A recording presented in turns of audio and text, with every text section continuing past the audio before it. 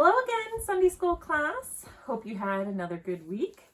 We are into the third chapter of the Jesus Storybook Bible, and it's entitled The Terrible Lie. Adam and Eve lose everything, from Genesis 3.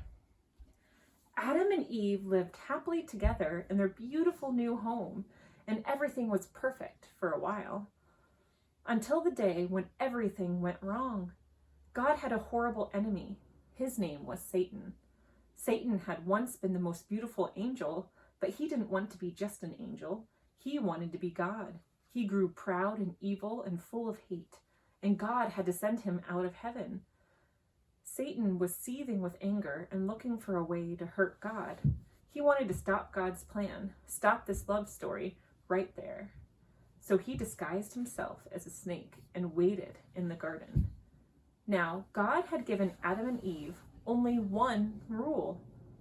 Don't eat the fruit on that tree, God told them, because if you do, you'll think you know everything. You'll stop trusting me, and then death and sadness and tears will come.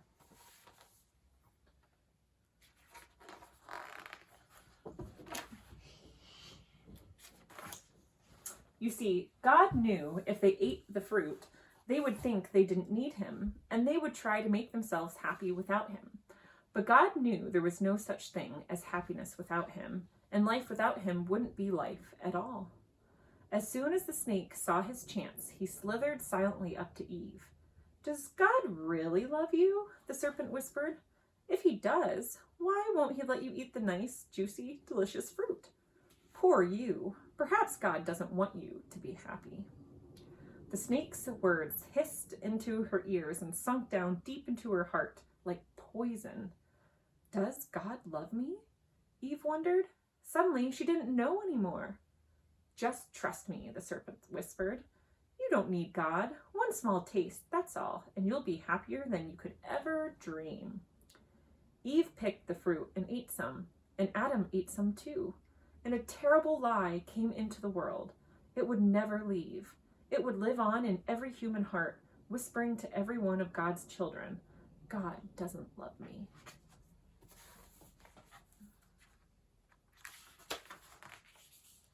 And it wasn't a dream. It was a nightmare. A dove flew from Adam's hand. A deer darted in a thicket. It was as if they were frightened by something. A chill was in the air. Something strange was happening. They had always been naked, but now they felt naked and wrong, and they didn't want anyone to see them. So they hid. Later that evening, as God was taking his walk, he called to them, "Children?" Usually Adam and Eve loved to hear God's voice and would run to him, but this time they ran away from him and hid in the shadows. "Where are you?" God called. "Hiding," Adam said. "We're afraid of you." "Did you eat the fruit I told you not to eat?" God asked them. Adam said, "Eve made me do it." "What have you done?" God asked. Eve said, "The serpent made me do it." And terrible pain came into God's heart. His children hadn't just broken the one rule, they had broken God's heart. They had broken their wonderful relationship with him, and now he knew everything else would break. God's creation would start to unravel and come undone and go wrong. From now on, everything would die, even though it was all supposed to last forever.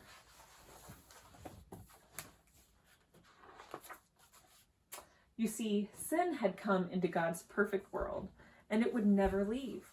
God's children would always be running away from him and hiding in the dark. Their hearts would break now and never work properly again. God couldn't let his children live forever, not in such pain, not without him. There was only one way to protect them. "You will have to leave the garden now," God told his children, his eyes filling with tears. "This is no longer your true home. It's not the place for you anymore." But before they left the garden, God made clothes for his children to cover them. He gently clothed them, and then he sent them away on a long, long journey, out of the garden, out of their home. Well, in another story, it would all be over, and that would have been the end.